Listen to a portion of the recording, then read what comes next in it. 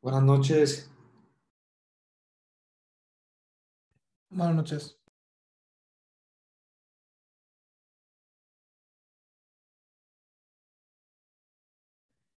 Hola, buenas noches.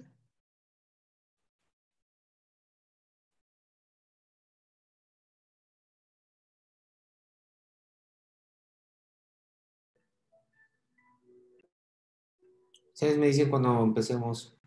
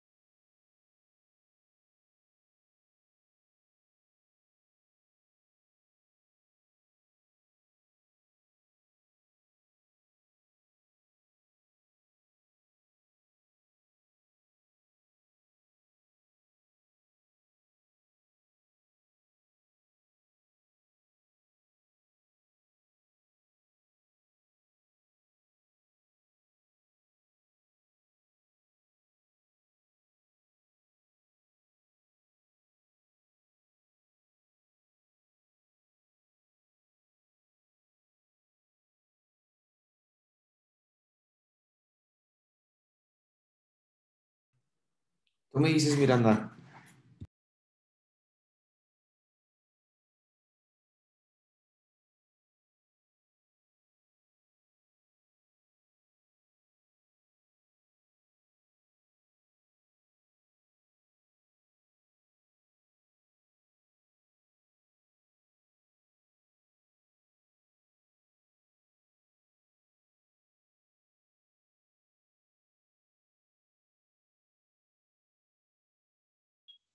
Ya, un ratito se incorpora el doctor.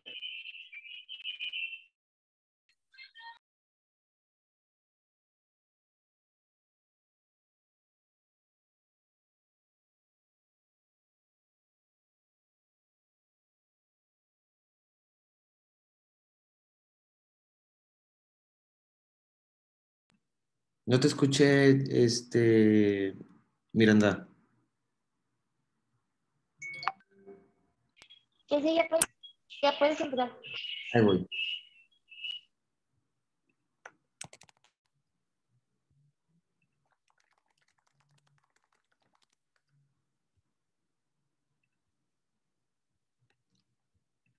¿Ahí pueden ver mi pantalla?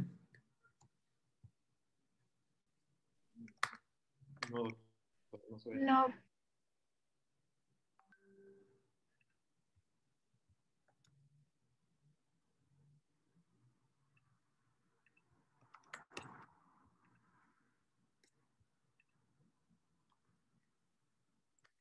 Ahí voy, ¿eh? No sé qué está pasando que no me deja compartir.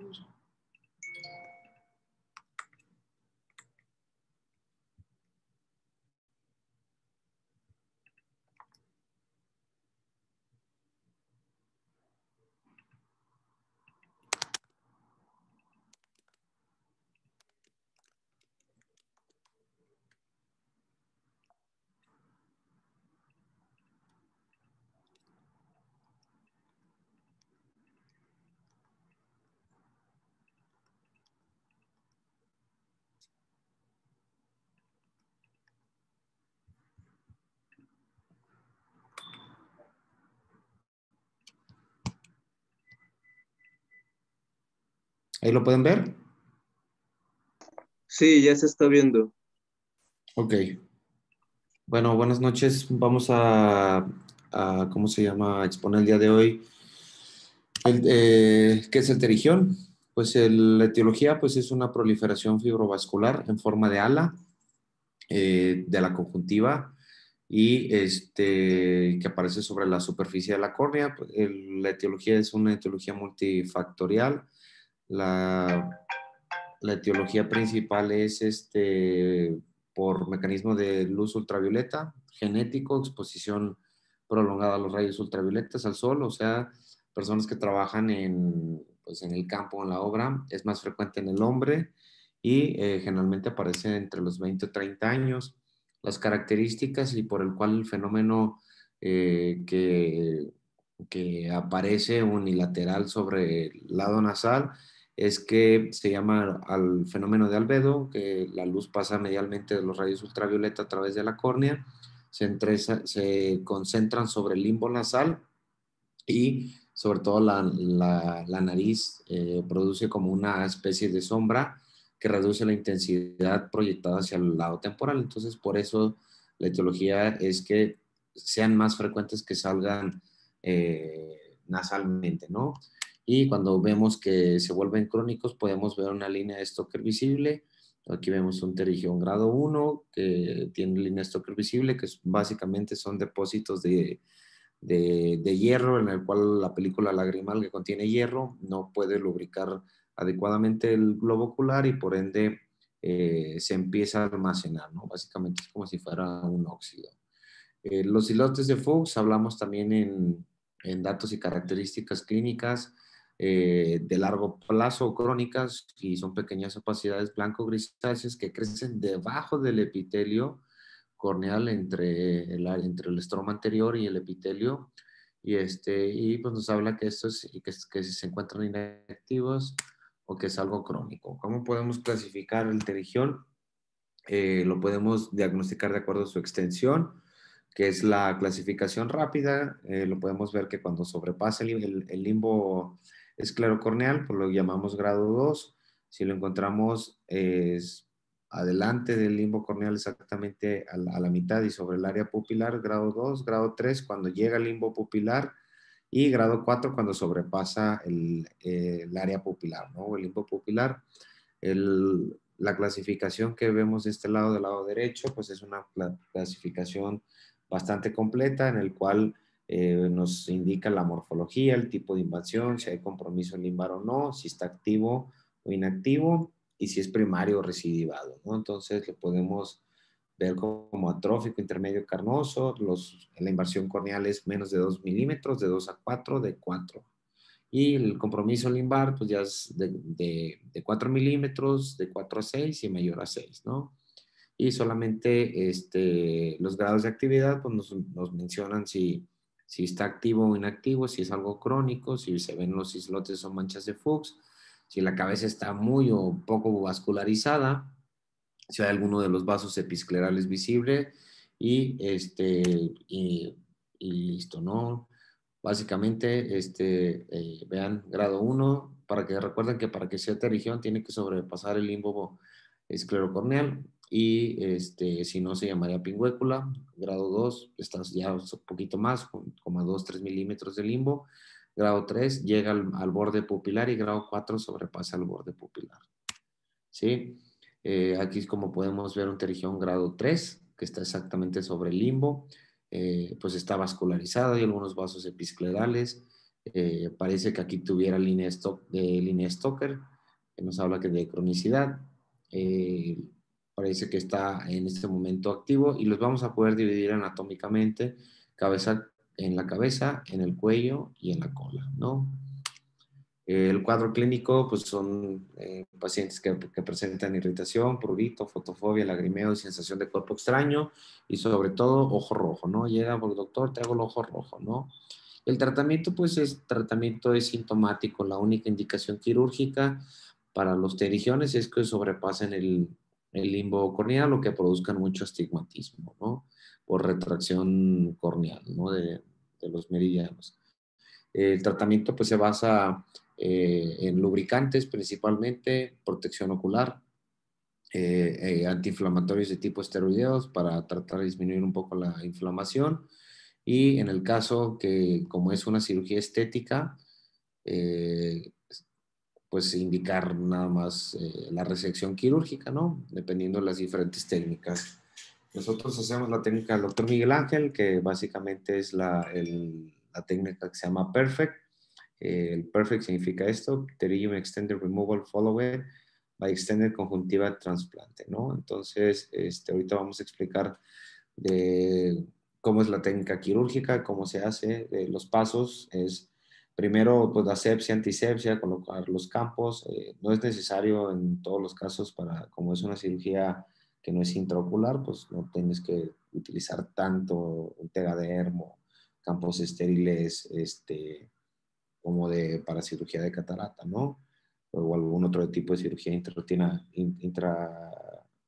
eh, intracapsular, ¿no? Lo más importante es, sobre todo, pues hacer una buena anestesia, ¿no? La anestesia se realiza siempre nasal superior, en todos los casos, ¿no?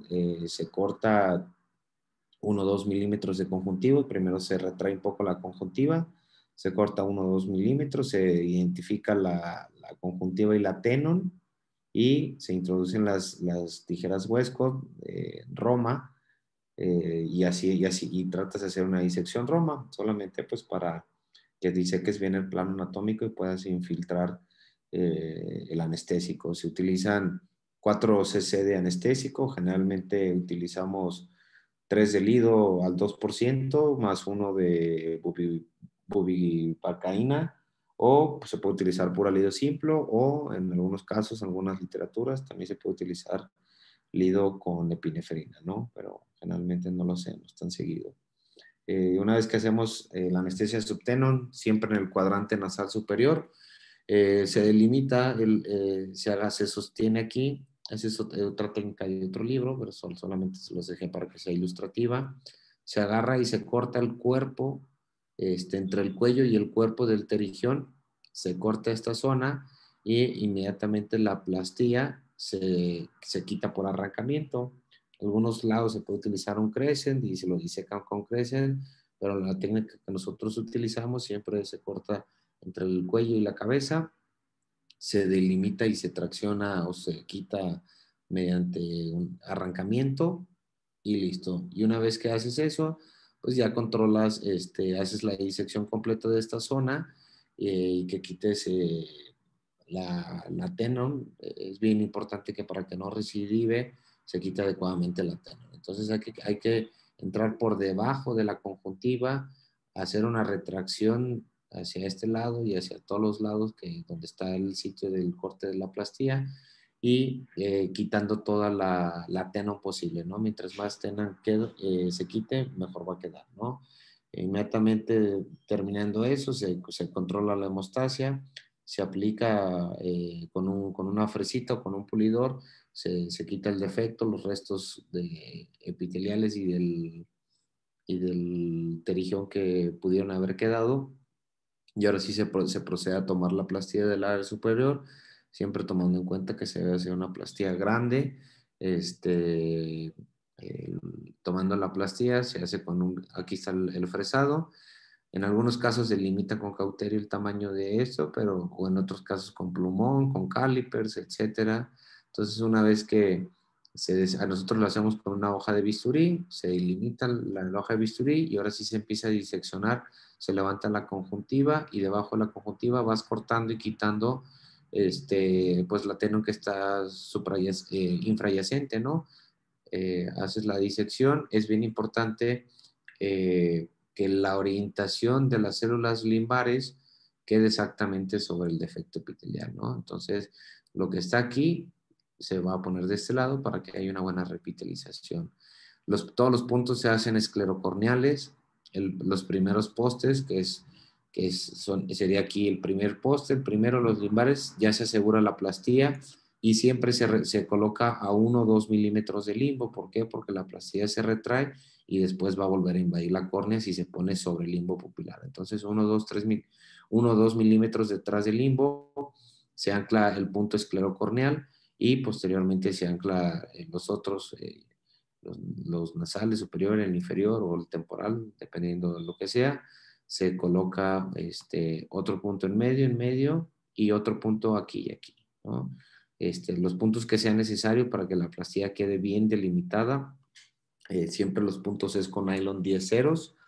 Inmediatamente terminando el acto quirúrgico, se debe de aplicar ciclopégico o sea, ATP, con antibiótico, con antiinflamatorio, se deja un lente de contacto, ¿sí? Y el tratamiento casi siempre es estandarizado y siempre dejamos tobramicina, dexametasona, una gota cada 4 horas por 15 días, lente de contacto, citamos al paciente al día siguiente, inmediatamente al día siguiente para retiro del parche, y el lente de vendaje se deja 15 días, ¿sí? Volvemos a citar al paciente dentro de 15 días para retirar los puntos, se retira el lente de contacto de vendaje, se retiran los puntos, y lo más importante es saber identificar que la plastilla tiene que estar revascularizada. Generalmente los pacientes llegan y dicen, doctor, se me está poniendo muy rojo el ojo. Bueno, también hay que añadir lubricante cada 2 horas, ¿no? Es obvio. Llegan y dicen, doctor, se me pone el ojo muy rojo y le tienes que decir al paciente que eso es normal, que está bien, significa que está aceptando el trasplante en caso de que no estuviera revascularizado, o sea, que la plastilla esté blanca y todo alrededor hiperémico rojo y esto totalmente blanco, significa que está rechazada, ¿no? O probablemente la pusieron mal o al revés o no pusieron adecuadamente la orientación, ¿sí? Básicamente en eso consiste la técnica del doctor Miguel. Entonces, pues para que se casen con la técnica, que hagan extensas disecciones de tenon y para que no recidive y sobre todo que anclen bien los puntos, ¿no? Porque luego no anclan los puntos, la plastilla se retrae y pues pues obviamente se hace ya un desmadre, ¿no? Que sepan que el bloqueo siempre es nasal superior, Lo pueden hacer con Puralido al 2%, lo pueden combinar para que tengan un poquito más de anestesia, lo combinan 3 y 1 y anclar la plastilla. No sé si alguien gusta agregar algo más, que lo sepan identificar.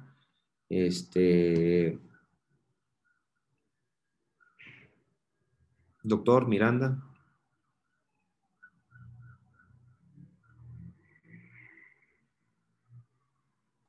Alex, cuando un pterigión está activo, ¿cuánto tiempo dejas el desinflamatorio en caso que el paciente se quiera operar? Te llegue, doctor, me quiero quitar el pterigión, pero tú notas que está activo, que está inflamado.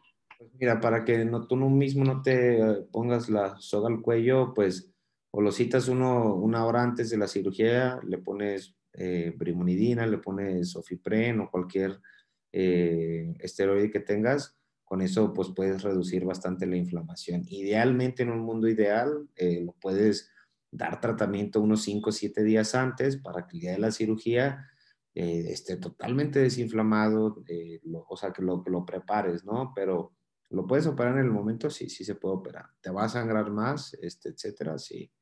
Pero sí, 5 o 7 días puedes dejarle curso de Flumetol mejorándole la superficie ocular y la lubricación y lo operas con calma, 5 días, ¿no?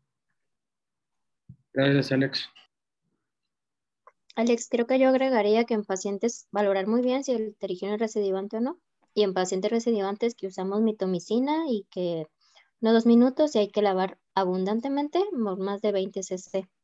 Entonces, Ah, sí, claro, sí. Ahorita como no estábamos hablando de pterigiones recidivantes, era pterigión primario. Es importante eso. Hoy justamente en el instituto, en el GAU, tuvimos un caso de un pterigión, pero añadido el pterigión tenía una neoplasia intraepitelial conjuntival. Entonces es bien importante que sepan identificar cuándo es pterigión o no. De hecho, lo mandamos para operarlo pues, lo antes que se pueda. ¿Por qué? Porque pues, es una neoplasia, ¿no? Entonces, es importante que sepan identificar y diferenciar cuando es normal a cuando no es normal, ¿no?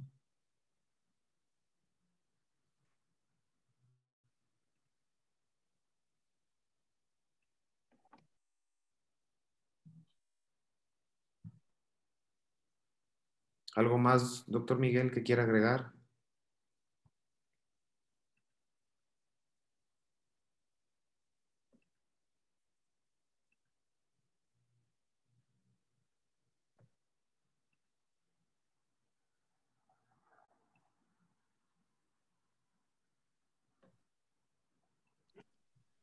Por eso la decisión van a durar mucho, no va a operar, no va a alcanzar. Estoy platicando con el doctor Luis, por lo menos pues me dijo, porque yo tengo ejemplos y la.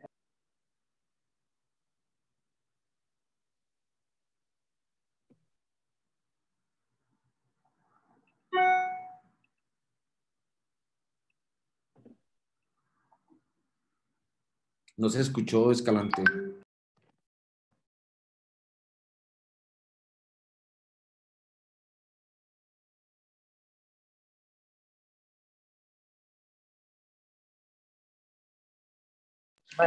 No, o sea, nada más quería agregar que pues muy buena ponencia, felicidades y pues sí, hay que poner mucho énfasis en estar estudiándolo una y otra y otra y otra vez hasta que se les grabe a todos cómo es la técnica, cómo se debe de identificar adecuadamente el pterigión y cómo se debe de clasificar para saber cuándo debemos operar y cuándo debemos esperar.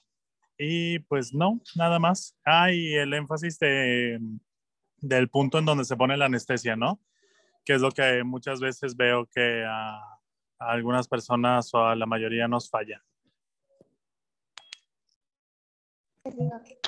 sí, Yo tengo... recuerden, bueno, es que los bloqueos siempre nasal, sobre todo, pues que traten de cuidar el espacio para que puedan tomar una plastilla adecuada.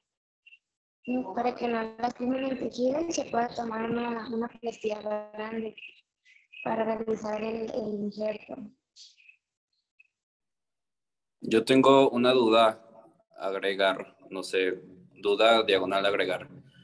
Cuando pierdes la cara de la plastía, es decir, la cara interna de la externa, es cierto que tiñendo la plastía puedes identificar qué cara es la interna y cuál es la externa. ¿Tiñendo con qué? Con fluoro. Yo la verdad desconozco ese dato. Sí, cuando tú haces una disección, la plastía tiene un borde. Es difícil en un principio poder identificar ese borde del anterior con el posterior, ¿no? Pero sí se puede lograr diferente. Es más lisa la parte interna que la externa. Entonces sí se puede identificar. Cuando tú haces el corte de limbo, si tú haces un buen corte, vas a notar que te va a quedar el corte del limbo esclerocorneal mucho más recto, ¿no? O sea, porque haces un solo corte de un jalón. Y entonces ahí tú puedes identificar que sabes que la orientación está ahí. Porque cuando haces tu disección y juntas el borde de la plastía, o sea, del lado más superior con la línea horizontal, cuando estás haciendo la toma del injerto, casi siempre ese lado, porque se expande, no queda perfectamente simétrico, ¿sí? Entonces ahí ya pudieras saber y darte una idea de para dónde va la orientación. Pero hay veces que es difícil y si se te volteó, pues llama. Sí, es que una vez creo que escuché en una jornada a un cirujano decir que si se perdía el lado, funcionaba teñirlo, pero no sé si alguno de ustedes ya le ha pasado o si lo han comprobado, entonces pues tenía esa duda, pero... No, yo la verdad desconozco si se pinte la cara posterior de la conjuntiva. Supongo que no, porque en una conjuntiva sana, o sea, me suena lógico, una conjuntiva sana no debería por qué teñir, ¿no? Claro, sí. Pero bueno, pues a ver si esperemos que no pase para comprobarlo. Pero pues sí, lo pueden hacer. Sí, sí se puede. Yo he platicado con la doctora Anel y ella nos comentó eso. Alex. Mientras no pierdas... Hola, doctora Anel. Hola, doctora Anel. Mientras no pierdas las células limbares, todo está bien. Hola, chicos, buenas noches. Buenas noches, doctora. Quería hacer un comentario, un tip que les va a servir para la cirugía de perigión. Algo que pueden hacer es hacer la disección del colgajo, pero en vez de resecar completamente el colgajo, dejarlo adherido por la parte limbal. Entonces, disecan 3 caras del injerto. Aquí está el limbo, disecan hacia el fornix, disecan la parte más distal, disecan la otra parte para que puedan replegar el colgajo hacia la córnea y disecar lo más posible hacia el limbo. Y lo vuelven a dejar en su sitio. Eso hacerlo en un inicio, claro, si van empezando no saben de qué tamaño va a ser el injerto. Pueden hacer la disección, pero siempre lo último que van a hacer es quitar el injerto. Entonces, ya que tienen su lecho limpio, donde quitaron el perigión, ya midieron, ya tomaron el tamaño de su injerto, ya lo disecaron, lo dejan y no lo cortan por la zona limbar. Ya que tienen listo el lecho, hay veces que queda muy amplio donde quitaron la cabeza del perigión y es necesario recortar un poquito los bordes. Si está aquí mi córnea y dejé este corte, hice, bueno, a ver, aquí mi córnea, hice aquí mi disección y me quedó muy extensa, digamos, hacia el canto interno o hacia el canto externo, puedo poner puntos de contención en los vértices de mi zona de disección para que mi lecho donde voy a poner el injerto quede más pequeño y se ajuste al injerto que yo puedo tomar de mi conjuntiva vulvar superior. Entonces, lo último que voy a hacer va a ser recortar en la zona limbar y nada más deslizo mi injerto y ya pongo mis puntos de anclaje primero en el limbo, en un vértice y en el otro. Entonces, no estoy moviendo mi colgajo, no lo volteo, sino lo dejo en la misma posición y ya únicamente lo deslizo para fijarlo en el limbo. Y una vez que yo fijé mis puntos de limbo, ya puedo colocar bien mis demás puntos sin que mi injerto se desplace, sin que se voltee y sin que tenga yo que saber de qué lado iba. Otro tip que pueden hacer en el momento que hacen la disección del colgajo, está aquí mi córnea, hago mi disección de colgajo y lo repliego sobre la córnea, o con el mismo bisturí voy a disecar por debajo de mi colgajo. Aquí está mi conjuntiva. Ya la levanté, voy disecando, aquí está el limbo, y voy a disecar por debajo de mi injerto conjuntival hacia tomar células de limbo. Esas células de limbo me van a dar cierta rigidez en el borde limbal de mi injerto. Y entonces ahí ya no voy a tener pierde de si este iba para afuera, este iba para adentro, este iba hacia el córnix o iba hacia el limbo. Voy a tener ese bordecito de córnea transparente en el borde limbar de mi injerto y me va a dar la referencia hacia en qué sitio lo debo de poner. Y también me va a dar esa rigidez y puedo ver hasta en los ojitos de gente con mayor pigmentación, puedo ver cierta pigmento en la superficie de la conjuntiva en el borde limbar. Y en cambio, si yo lo veo por el otro lado, si lo veo por el lado interno, por el lado de tejido subconjuntival o de la epiesclera, no voy a ver ahí en la zona de tenon, no voy a ver ese brillo característico que tiene mi conjuntiva si lo tomo realmente por el lado externo. Entonces serían dos para desplazar el injerto al final y tomar células de limbo para que yo pueda identificar cuál es el sitio que va hacia el limbo con limbo siempre. Ah, ¿y ahí se haría el anclaje limbo con limbo o a 1 milímetro? Ah, no, limbo, pero a lo que me refiero es que no volteas el injerto. O sea, que lo que estaba en el limbo, que tú tomaste de tu injerto de limbo, lo vas a colocar en el limbo donde dejaste tu lecho de resección. ¿Y no hay riesgo que se retraiga ahí la conjuntiva y se vuelva a poner o sobrepasar la conjuntiva sobre la córnea? No, generalmente yo los dejo, no dejo retraído, no dejo esclera desnuda.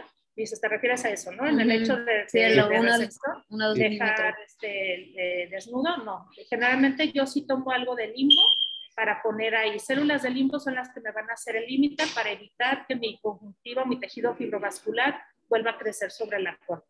Entonces, si yo tomo cierto, aunque sea 1 milímetro de células de limbo en mi injerto, entonces eso me va a evitar, me va a servir como límite histológico para evitar que el tejido fibrovascular crezca sobre mi cuerpo.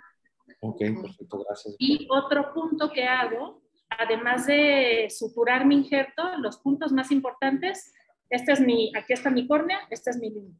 Voy a suturar mi extremo y mi extremo. Y ya después me voy a los otros dos extremos que vas hacia el canto interno o hacia el canto externo, dependiendo si el terigión es nasal o temporal. Digamos, ya lo suturé aquí. Entonces, aquí estoy en mi limbo, son los primeros puntos que pongo en los extremos, luego las otras dos esquinas. Y ya que mi cabo está un poco más corto, que ya puse algunos puntos intermedios para fijar mi injerto, siempre a mí me gusta irme mitad, mitad, mitad. Aquí pongo una a la mitad o veo si me caben 2 puntos o si me van a caber 4 puntos para hacerlos equidistantes y anclar varios puntos. Los puntos que van en el limbo, las dos esquinas tienen que ir anclados hacia la esclera para evitar que se retraiga el colgajo. Y hay un punto que en particular yo coloco en el limbo. Justo donde está en el limbo paso un punto escleral. Entonces en el momento que voy a tomar mi punto, aquí está mi injerto, estoy en el limbo, entro con mi aguja, voy viendo la transparencia de mi aguja muy poco profundo sobre la esclera y salgo. Entonces me tiene que caber mi punto aquí, va mi aguja aquí. Entonces no voy a entrar muy perpendicular a la superficie de la esclera, sino que voy a entrar apenas biselado para poder hacer un punto que sea escleral para que me fije en el limbo mi injerto. Ese es el punto también muy importante. Hace presión ahí y permite que mi injerto quede muy plano. Y ya que puse ese punto, puedo simplemente con un cotonete aplanar mi injerto para que se distribuya. Muy importante que no quede a tensión. Si dejo mi injerto a tensión, es más fácil que se rompa un punto o que se desgarre el injerto y se retraiga en esa zona donde hay mayor tracción. Si hay tracción y quedó pequeño mi injerto, entonces del resto de la conjuntiva de donde hice mi disección, debo de separar tenon y conjuntiva con disección Roma. Entro por debajo de mi conjuntiva, levanto, veo dónde está la tenon y hago disección Roma. En el momento que yo libero todo ese tejido que quedó alrededor de mi lecho de disección, va a quedar más flexible y más movible, mi conjuntiva superficial, y puedo incluso hacer puntos. Si aquí está mi extremo del lecho que disequé, puedo poner un punto para que se disminuya el tamaño de mi lecho que quedó expuesto, para que no quede mi injerto tan estirado. Qué bien. Hasta aquí mi aportación. Muchas gracias. Gracias, doctora. Para más Gracias, datos, doctora. buscar el consultorio. Gracias. Gracias. Oigan, yo tengo otra duda hablando de los puntos de la doctora. Me ha tocado casos en que la gente no va a los 15 días a quitar los puntos, va al mes, y me han tocado puntos que prácticamente ya están subconjuntivales, o sea, está muy cañón quitarlos. ¿Alguien sabe qué pasa si no se quitan esos puntos? Porque tampoco no es como que me ponga ahí a terquearle porque empiezan a sangrar los pacientes. Entonces, ¿alguien sabe qué pasa si se quedan ahí los puntos?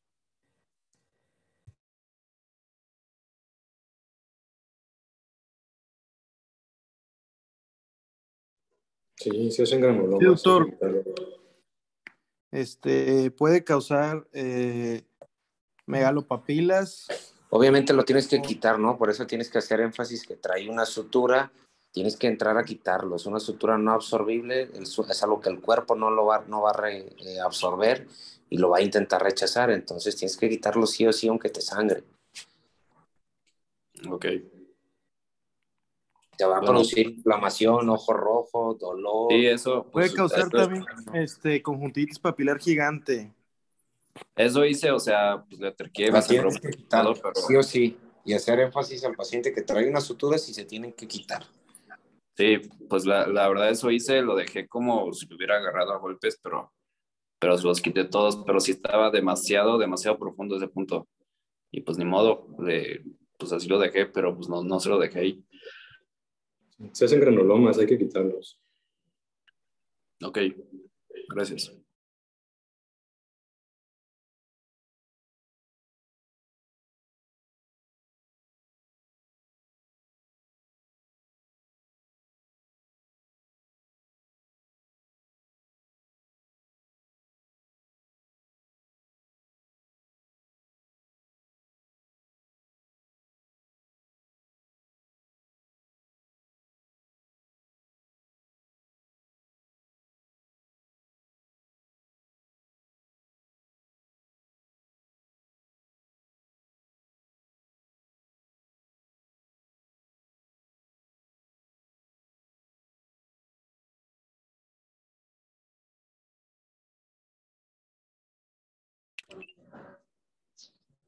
¿Alguien tiene alguna otra duda?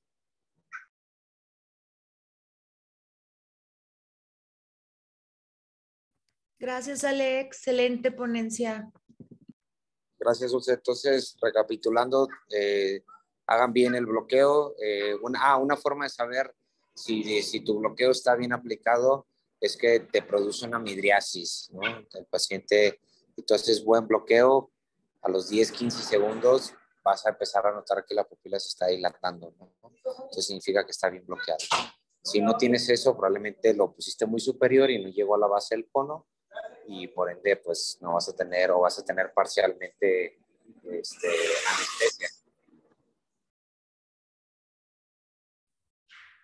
Igual hay que tener cuidado con los rectos. Cuando no se levante, o sea, cuando estén disecando tenon y sientan que no se levante, pues no le vayan a cortar porque van a cortar el recto y va a empezar a sangrar muchísimo. Oye, si tienes un pterigión bipolar, así marca Diablo, le quitas todo lo que le queda de conjuntiva para hacer la plastía o cómo le haces ahí? ¿Primero operas un lado, te esperas y después el otro o qué? Puedes hacer una plastía grande de arriba. No, es un injerto superior gigante. Extenso. Un injerto enorme entonces. Sí, y lo divides en dos. Ok, gracias.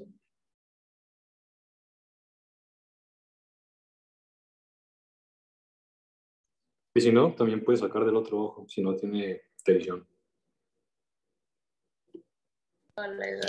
Ahí está, Tania tiene una duda. Hola, buenas noches. Yo tengo una pregunta. Mi duda es saber la relación que tiene la edad con la recidiva en los terigiones. Leí un poquito antes de la clase y vi algunos artículos que lo relacionaban con la edad. No sé si realmente hay una relación, hay que esperar a cierta edad para operar o con una buena técnica no recidir. Gracias.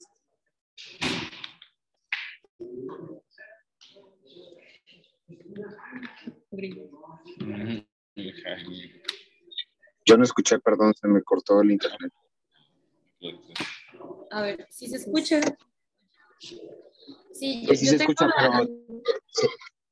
pero el internet. Ok, sí, mi pregunta era la relación de la edad con la recidiva del terigión. Estuve leyendo algunos artículos y lo relacionan edad con recidiva. O mi pregunta sí, claro. es saber si haces una buena técnica, era la duda. Mira, todos los terigiones, aunque hagas la cirugía perfecta, incluso con la técnica de Perfect Pterygium, tienes una incidencia de que te pueda recidivar hasta un 1 o 2%, ¿no? O sea, la recidiva está latente y está presente en cualquier momento, ¿no? Si tú haces bien, pusiste bien la orientación de la plastilla, disecaste lo más posible de tenon, pues prácticamente es casi imposible que te recidive. Pero si no, y si pusiste prácticamente el autoinjerto otra vez con tenon y no anclaste los puntos y la dejaste con un buen de tenon en la plastilla, pues sí es altamente probable que te pueda recidivar. También operar muy jóvenes, pues tiene mayor índice de recidiva, ¿no? Porque su tenon es más chiclosa y incluso tiende a recidivar más. Sí, pues a partir Si vas a operar así a un chavo, muy chavo, que está muy feo su terigión, pues obviamente va con mitomicina C o fluoracilo, con lo que tengas. Ahorita creo que no hay en México 5-fluoracilo, pero usamos mitomicina C, antimetabólico.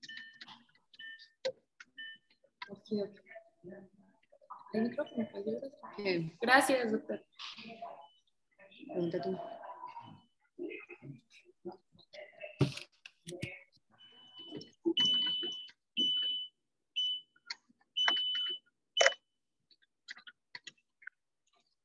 ¿Alguien alguna otra duda?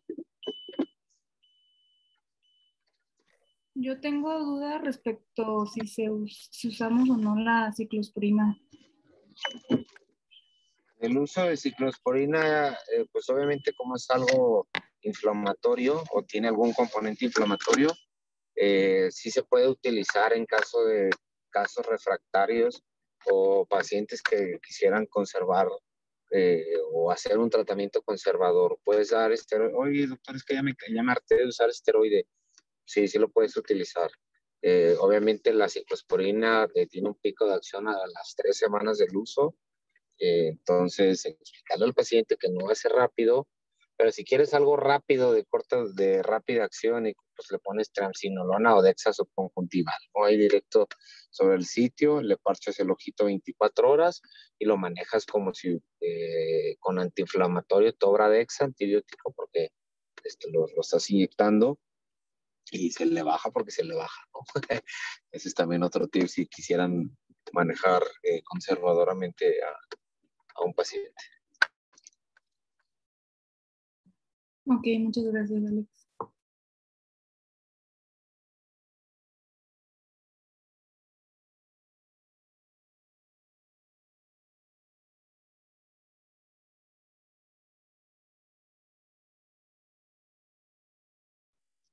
Bueno, si no hay más dudas, los dejo, muchachos. Muchas gracias. Gracias, Doc. Gracias. Muchas gracias, Alex. Gracias. Gracias. Bye, hasta luego. Gracias. Buenas noches a todos. Hasta luego, chicos. Hasta luego, buenas noches.